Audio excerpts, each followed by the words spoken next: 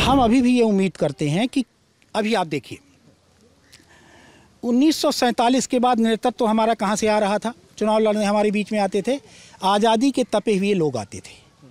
जब तक वो जिंदा रहे तब तक इस देश में न कभी भ्रष्टाचार हुआ, न किसी को तकलीफ हुई, सारी परेशानियां हुई।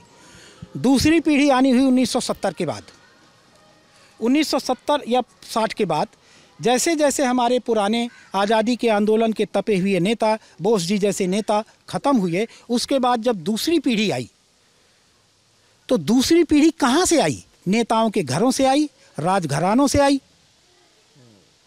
फिर तीसरी पीढ़ी कहाँ से आई? और राजघरानों से आई। और उसी वजह से 1977 में एक बड़ा आंदोलन खड़ा हुआ और संसद में आम आदमी के बीच से 150 नए सांसद घुस गए वहाँ। लालू यादव, मुलायम सिंह यादव, पासवान जी और ये सब बहुत लोग जुड़े। तो 1970 में हमारा नेतृत्व परिवर्तन हुआ। तो नेतृत्व परिवर्तन के बाद 77 के बाद पूरे सरकार का चरित्र बदला और ज़्यादा जनपरस्त नीतियाँ बननी शुरू हुई। फिर इसके बाद इस समय कहाँ से नेता आ रहे हैं? चौथी पीढ़ी के, बालू की खदानों से, दारू के खदानों से, कोयले की खदानों से, चोर, उचक्के, डकैत, पूरे देश की बात कर रहा हूँ। कहाँ से आपका नेतृत्व आ रहा है? और इतनी मूर्खतापूर्ण काम हुए हैं पिछली सरकारों के द्वारा। स्टूडेंट्स के बीच से नेता आते थे तो मायावती जी की सरकार में उन्होंने स्टूडेंट लीडर होने बंद कर दिए। किसानों के बीच से आने की कोई संभावना ही नहीं है। इतना पैसा लगता है कि किसान तो हिम्मत ही नहीं कर सकता है कि चुनाव लड़ जाए। तो नेतृत्व तो आपका कहाँ से रहा है? इनसे क्या उम्मीद करते हैं आप? अब आ रहे हैं ये कोई एक निश्चित विचारधारा को मानने वाली बिंगों से आने लगे। अब तो और ख़तरनाक हो गया है।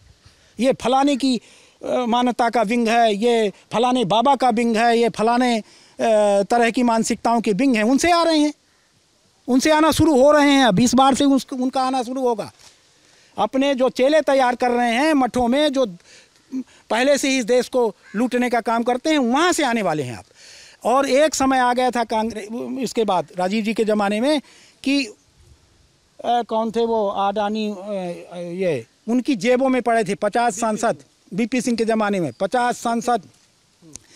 अतीक कौन सा था वो, दाऊद जो भाग गया, उसके 12 सांसद थे हमारी संसद में, उसके जिताए हुए, उसके पैसे से जीते हुए।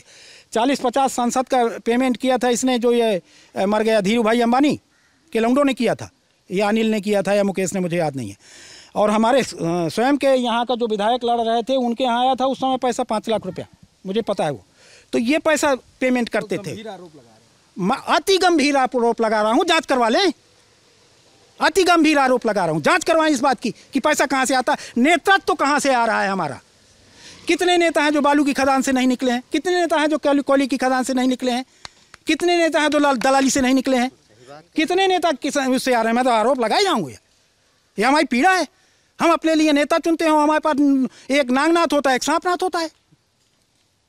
ये मठों से आने चाहिए, नेता तो मठों से आना चाहिए। ये डंडा लाठी चलाने वाली बिंगों से आना, नेतृत्व तो आना चाहिए था किसानों से।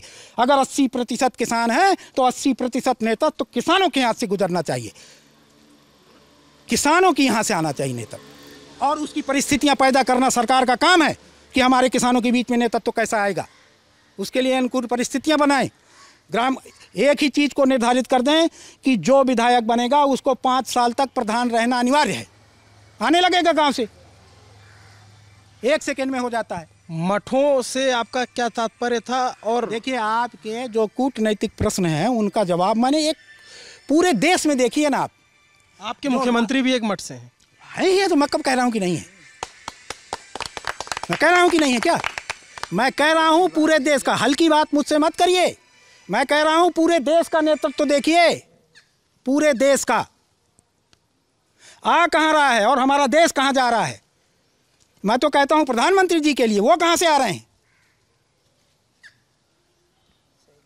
आपका इशारा अपने प्रधानमंत्री जी के ऊपर है, वो कहाँ से आ रहे हैं? 700 किसानों के मरने के बाद भी किसानों को दर्द नहीं उनको सुनाई दिया, वो कहाँ से आ रहे हैं?